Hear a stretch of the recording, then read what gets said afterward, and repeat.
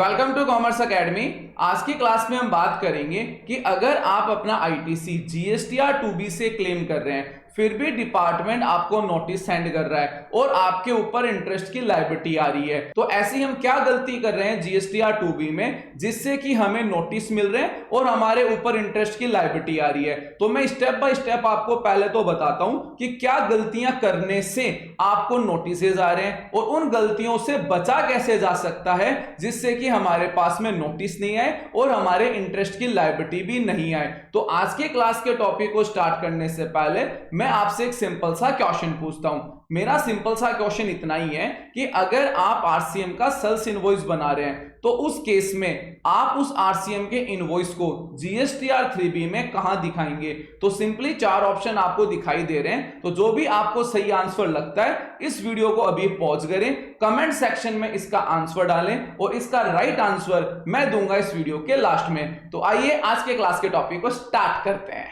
तो जनरली पहले हम ये समझते हैं कि हम आईटीसी क्लेम करते कैसे हैं। तो नॉर्मली कॉन्सेप्ट होता क्या है कि जैसे ही आपका सप्लायर आपकी R1 फाइल कर देता है, वो सारे के सारे इनवॉइसेज हमारे 2A के अंदर आ जाते हैं और 2A से जो इनवॉइसेज होते हैं वो हमारे जनरेट हो जाते हैं 2B के अंदर, यानी 14 डेट को आपके पास में 2B के अंदर इनवॉइसेज आते हैं और आप ये आईटीसी क्लेम कर लेते हैं। जनरल कॉन्सेप्ट हम यही फॉलो करते हैं। अगर मैं बात करूं कि 2A के अंदर आपके 16 वॉइसेज आ गए और आपकी 2B के अंदर आ गए 14 वॉइसेज, तो ये 14 वॉइसेज की आईटीसी आप करंट मंथ की 3B में क्लेम कर लेंगे और जो बाकी जो इनवॉइसेज थे 20 इनवॉइसेज हमारे रह गए 2A के अंदर, इन इनवॉइसेज की हम आईटीसी नेक्स्ट मंथ की रिटर्न में कर लेंगे। ये हमारा जनरल कॉन्सेप्ट चलता रहता है। अब यहाँ पे हमसे हो जाती है एक छोटी सी गलती। हम एक सिचुएशन को समझते हैं। तो सिचुएशन इस तरह से है कि मान लीजिए कि करंट मंथ में आपके पास में R2 में 15 इनवॉइसेज है और 2A के अंदर आपके पास में इनवॉइसेज आए 40 और 2B के अंदर आपके पास में इनवॉइसेज आए 30। तो मेन सिनेरियो क्या बना कि ये जो 10 इनवॉइसेज है ये हमारे मिसिंग है और ये मिसिंग हमारे क्यों है, क्योंकि हमारे सप्लायर ने ये इनवॉइस हमारे अपलोड नहीं करे। अब जो ये हमारे 30 इनवॉइसेज है ये हमारे किस में आ गए, 2B के अंदर आ गए और 2B में हमने 30 इनवॉइसेज का क्या कर लिया, आईटीसी क्लेम कर लिया। तो जनरली हम क्या करते हैं, हम समरी बैलेंस देख लेते हैं कि भाई R2 में 15 वॉइसेज आ रहे हैं, 2B में 13 वॉइस आ रहे हैं, चलो भाई ठीक है भाई आईटीसी क्लेम कर लो, जो डिफरेंस है वो आगे देखेंगे, या फिर ये जो बाकी 10 इनवॉइस है ये हमारे पास में नेक्स्ट मंथ में आएंगे और फिर जब हमें टाइम मिलेगा तो इसका मिसमैच हम क्लियर करेंगे। अब यहाँ पे हो गई एक सिचुएशन क्या हुई, मान लेते हैं कि आपकी फर्म का नाम है एबीसी लिमिटेड, ठीक है, और आप जिस सप्लायर से गुड्स बाय कर रहे हो उसके पास में एक फर्म और है जिसका नाम है एबीसी मोबाइल, ठीक है। आपकी एबीसी लिमिटेड हो गई और उसके पास में एक एबीसी मोबाइल भी आ गई। तो सिचुएशन क्या हुई कि आपने उससे इनवॉइसेस बाय करे 5 और एबीसी मोबाइल ने उससे इनवॉइसेस बाय करे 10, लेकिन उस सप्लायर ने गलती से एबीसी मोबाइल के इनवॉइसेस भी आप ही की पोर्टल पे चढ़ा दिए। तो इसका मतलब क्या हुआ, इसका मतलब ये हुआ कि 2B के अंदर आपके इस फर्म के इनवॉइस आ गए 15 और जो कि आने चाहिए थे 5, यानी एक्स्ट्रा कितने हुए भाई, एक्स्ट्रा हो गए मेरे 10 इनवॉइसेस। ये मेरा सिनेरियो बन गया। अब मैंने क्या किया, या तो वैल्यू देखी या फिर मैंने समरी बैलेंस देखा और कंप्लीट आईटीसी मैंने क्लेम कर ली और एक्चुअल में मेरे पास में कितने इनवॉइसेज आए, सप्लायर के 5 इनवॉइसेज आए, लेकिन पोर्टल पे वो 15 दिखा रहा है। अब जो ये एबीसी मोबाइल है ये कंप्लेन करेगा अपने सप्लायर को, भाई मैं तो 2 मंथ से वेट कर रहा हूं और मुझे तो आईटीसी मिला नहीं। तो फिर उसके बाद में जो सप्लायर होगा वो इनवॉइसेस को कर देगा अमिट। जैसे अमिटमेंट होगा तो ये जो 15 इनवॉइसेस थे इनमें से 5 इनवॉइस आपके पोर्टल पे रहेंगे, यानी जो आपके एक्स्ट्रा जो 10 इनवॉइस है ये पोर्टल से निकल जाएंगे। तो इसका मतलब आप समझ रहे होंगे कि आपने 10 इनवॉइसेस का इस करंट मंथ में आईटीसी एक्स्ट्रा क्लेम कर लिया। अब आपको उसका इंटरेस्ट देना पड़ेगा और इंटरेस्ट का पेमेंट कैश के अंदर होता है, या तो खुद से डिक्लेयर करके दे देना या फिर गवर्नमेंट पेनल्टी और इंटरेस्ट दोनों कलेक्ट कर लेगी, तब आपको ज्यादा मजा आएगा। तो मेरे कहने का मतलब यही है कि जब भी आप आईटीसी क्लेम करते हैं तो आपको स्पेशली ये देखना है कि इनवॉइसेस वो मेरे हैं या नहीं है। जो इनवॉइसेस मेरे नहीं हैं उनका मुझे आईटीसी क्लेम नहीं करना है। तो यहां पे आपको अब अच्छे से क्लियर हुआ होगा कि R2 को हमें मैच करना है 2B से, और जो इनवॉइसेस हमारे खुद के हैं उन्हीं इनवॉइसेस की हमें आईटीसी क्लेम करनी है। जो इनवॉइसेस हमारे नहीं है और फिर भी 2B पे वो दिखा रहा है, उनकी आईटीसी क्लेम नहीं करना है, क्योंकि जिस दिन वो वहां से चले गए तो फिर आपके ऊपर इंटरेस्ट की लायबिलिटी आ जाएगी। तो यहां पे हम एक सिनेरियो को और फॉलो करते हैं कि मान लेते हैं कि इस करंट मंथ में आपके पास में R2 में इनवॉइस आए 70 और 2A के अंदर आपके पास में इनवॉइस आए 60 और 2B के अंदर आपके इनवॉइस है 80, यानी इस बार आपके पास में ज्यादा इनवॉइस आए हैं। हालांकि पहले वाली सिचुएशन में भी ज्यादा ही इनवॉइस आए थे, लेकिन अगर अपनो समरी बैलेंस को देखें तो पकड़े नहीं जाएंगे। यहां पे हमें क्लियर पता चल गया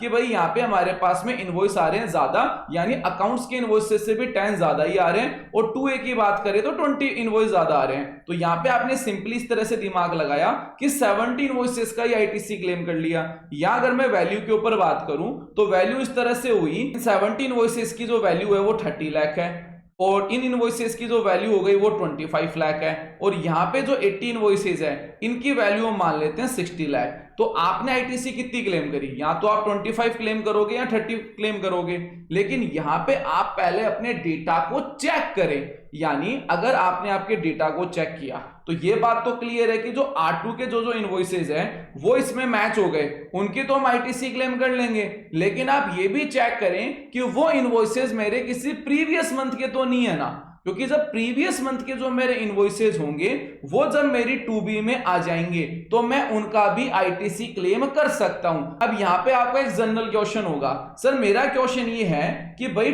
2A के अंदर जब इनवॉइस 60 है तो फिर 2B के अंदर 80 इनवॉइस कहां से आ गए, क्योंकि 2B तो जनरेट 2A से होती है।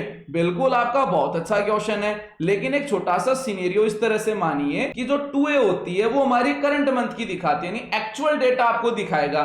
यानी अभी अगर 5 मिनट पहले किसी पार्टी ने आपका इनवॉइस अपलोड किया है या इवन GSTR1 के अंदर डेटा फीड भी किया है तो वो भी आपको 2A में दिखा देगा। बिल्कुल सही बात है, लेकिन 2B का कॉन्सेप्ट क्या है? जो लास्ट मंथ की 2A होती है और उसमें 14 डेट टू करंट मंथ की जो 13 डेट होती है, यहां तक के जो इनवॉइसेस होते हैं वो सारे के सारे 2B के अंदर आते हैं। तो इसका मतलब क्या हुआ कि जो डिफरेंस जो इनवॉइसेस आ रहे हैं वो लास्ट मंथ के अंदर 2A के अंदर आपको मिल जाएंगे। तो यहां पे इस चीज को पूरा चेक करें फिर आईटीसी क्लेम करें। तो यहां पे आज का वीडियो मेरा बनाने का मेन टारगेट यही था कि जो समरी बैलेंस के थ्रू अगर आप अपनी आईटीसी क्लेम कर रहे हैं तो इस तरह की सिचुएशंस आपके पास में आ सकती है।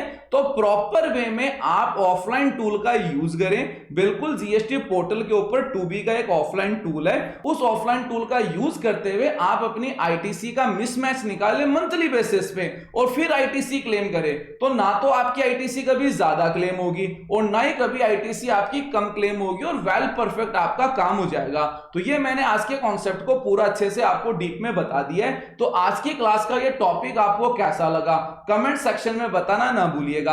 अब हम बात करते हैं, जो स्टार्टिंग की क्लास में मैंने आपसे एक क्वेश्चन पूछा था कि अगर आप कोई आरसीएम इनवॉइस का बिल बनाते हैं तो वो जीएसटीआर 3B की रिटर्न में कहां आएगा। तो इसका जो राइट आंसर डी नहीं है, इसका राइट आंसर है सी। सर सी कैसे हुआ, थोड़ा डिटेल में समझा दो। देखो बात समझिए कि आपने सेल्स इनवॉइस बनाया है, तो सेल्स इनवॉइस बनाने के केस के अंदर वो इनवॉइस जो होगा आपका, वो अगर ऑप्शंस की मैं अगर बात करूं तो या तो जाएगा टेबल नंबर 3.1A में या फिर जाएगा टेबल नंबर 3.1C में। डी में जा नहीं सकता, क्यों? क्योंकि वो इनवर्ड सप्लाई है और जब वो इनवर्ड सप्लाई है तो इस वाले में भी नहीं जाएगा। तो अब आपके पास में ऑप्शन बनता है सी और ए में क्यों नहीं जाएगा? क्योंकि आरसीएम का सेल्स इनवॉइस टैक्सेबल सप्लाई नहीं है, क्योंकि टैक्स वो जमा कराएगा जिसको आपने वो इनवॉइस दिया है। तो इस केस में ये जो डिटेल होती है आरसीएम इनवॉइसेस की, वो हम टेबल नंबर 3.1C में डालते हैं। सर हमें अभी भी इस बात पे पूरा यकीन नहीं हुआ, थोड़ा सा एक एग्जांपल और दे दो।